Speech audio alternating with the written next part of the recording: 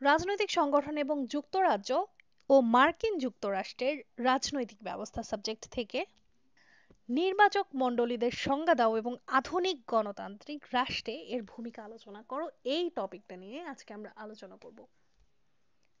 নির্বাচক মণ্ডলী বা ইলেকটোরাল কলেজ হলো এমন একটি প্রক্রিয়া যেখানে জনগণের সরাসরি ভোটের মাধ্যমে নির্বাচিত প্রতিনিধি বা সদস্যরা চূড়ান্তভাবে রাষ্ট্রপ্রধান বা সরকার প্রধান নির্বাচন করে।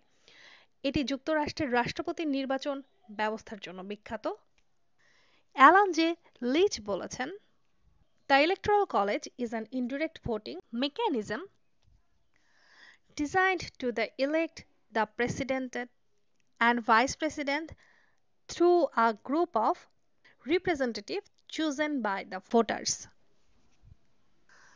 আধুনিক গণতান্ত্রিক রাষ্ট্রে নির্বাচক মণ্ডলীর ভূমিকা সম্পর্কে নিচে একটু উল্লেখ করা হলো। রাষ্ট্রপতি নির্বাচন নির্বাচক মণ্ডলীর রাষ্ট্রপ্রধানের নির্বাচনের ক্ষেত্রে গুরুত্বপূর্ণ ভূমিকা পালন করে। উদাহরণস্বরূপ, যুক্তরাষ্ট্রের জনগণ সরাসরি রাষ্ট্রপতিকে ভোট না দিয়ে ইলেক্টরদের মাধ্যমে ভোট দেয়।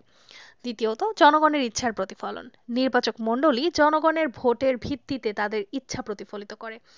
এটি গণতন্ত্রের একটি স্তম্ভ।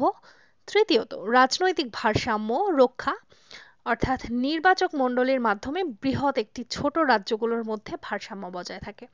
এটি কেন্দ্রীয় সরকার এর স্থিতিশীলতা নিশ্চিত করে। তৃতীয়ত, দ্বৈত ভূমিকা। নির্বাচক মণ্ডলী জনগণের সরাসরি ভোট ও প্রতিনিধিত্বের মধ্যে একটি সেতুবন্ধন হিসেবে কাজ করে। পঞ্চমত বলা যায় নির্বাচনী জটিলতার সমাধান। কোনো প্রার্থী যদি সরাসরি সংখ্যাগরিষ্ঠ ভোট না পায় তবে নির্বাচক মণ্ডলী চূড়ান্ত সিদ্ধান্ত গ্রহণ করতে পারে। এরপরে বলা যায় বিতর্ক বা বিতর্কিত ভোটের সমাধান। যেখানে জনমত বিভক্ত বা বিতর্কিত, সেক্ষেত্রে নির্বাচক মণ্ডলী কার্যকর ভূমিকা রাখতে পারে। এর কিছু সমালোচনাও রয়েছে। কখনো কখনো এটি জনগণের প্রত্যাশার সঙ্গে বিরোধিতা করে। বড় রাজ্যগুলোর তুলনায় ছোট রাজ্য বেশি সুবিধা পায়। এটি গণতন্ত্রের সরাসরি ভোট ব্যবস্থার ধারণার বিপরীতে। নির্বাচক মণ্ডলী গণতান্ত্রিক রাষ্ট্রে একটি গুরুত্বপূর্ণ কাঠামো হলেও এর কার্যকারিতা বিভিন্ন রাষ্ট্রে বিতর্কিত। তবে এর যথাযথ প্রয়োগ গণতন্ত্রকে স্থিতিশীল করতে সহায়ক। এই কারণে আধুনিক গণতান্ত্রিক রাষ্ট্রে নির্বাচক মণ্ডলীর ভূমিকা অপরিহার্য। তোমরা যদি এই প্রশ্নটার এবং এই দুটো সাবজেক্টের যে দুটো নন মেজর রয়েছে এগুলোর সাজেশন বেসড পিডিএফ চাও উত্তরে, তাহলে ইনবক্সে যোগাযোগ করতে পারো। দুটো সাবজেক্টের পিডিএফ পেয়ে যাচ্ছ মাত্র 50 টাকায়। তোমরা যারা অনার্স দ্বিতীয় বর্ষের পরীক্ষার্থী তারা যদি এই সাবজেক্ট অথবা নন মেজর দুটো সাবজেক্টের ইম্পর্টেন্ট প্রশ্নগুলো বা আমাদের সাজেশন যেগুলো দেওয়া রয়েছে